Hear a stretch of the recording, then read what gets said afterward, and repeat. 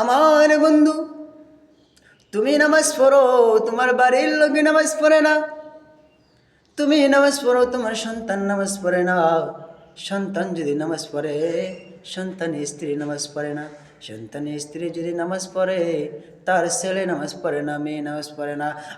মুসলমান, যদি নামাজ না পড়ো, কাল কিয়ামতের দিন এরকম ঘোষণা হয়ে যাবে, তোমার জন্য জাহান্নামটি, একদম জাহান্নামটি তোমার জন্য ফয়সালা হয়ে যাবে।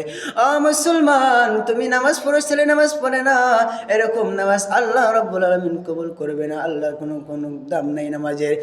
মুসলমান, কান খুলে শোনো, কান খুলে শোনো রে বাবা। নামাজটি এরকম একটি জিনিস, নামাজটি এরকম একটি জিনিস যেরকম মানুষের শরীরের জন্য মাথার প্রয়োজন, ওই জাহান্নামের আগুন থেকে বাঁচার জন্য, জান্নাতে যাওয়ার জন্য সেই নামাজের ওরকমই প্রয়োজন রে বন্ধু। মুসলমান, তুমি নামাজ পড়ো, তোমার ছেলে নামাজ পড়ে না। বন্ধু, তুমি নামাজ পড়ো, তোমার মেয়ে নামাজ পড়ে না, তোমার স্ত্রী নামাজ পড়ে না, তোমার সন্তান নামাজ পড়ে না। বন্ধু, বাড়ির লোকেরা নামাজ পড়ে না। বন্ধু, বাড়ির মধ্যে একটি বুড়া মুরব্বী রয়েছেন, নামাজ তো পড়ে 5 ওয়াক্ত নামাজ পড়ে, কিন্তু দেখা যায় রাতের 2টা 2:30টার টাইমে উঠে ঠান্ডা পানির দ্বারা ওযু করে তাহাজ্জুদে নামাজে দাঁড়িয়ে গেছেন। এবার তাহাজ্জুদে নামাজ শেষ করে আল্লাহ রাব্বুল আলামিনের কাছে 2টি হাত বাড়িয়ে দিয়ে বলেন, রব্বানা যালামনা আনফুসানা ওয়া ইল্লাম তাগফির লানা। আল্লাহ রাব্বুল আলামিন বলেন, তুই বলবি রব্বানা যালামনা, আমি আল্লাহ বলবো তোর দোয়া আমি কবুল করলাম না।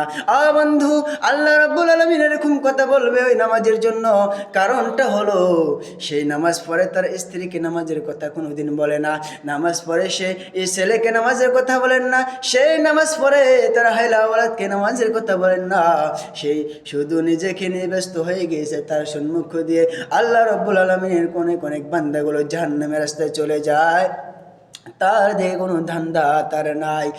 আর এরকম ব্যস্ত হয়ে গেছে নিজেকে নিয়ে। আল্লাহ রাব্বুল আলামিন বলেন, তোর নামাজের কোনো দাম নাই, তোর নামাজের কোনো দাম নাই।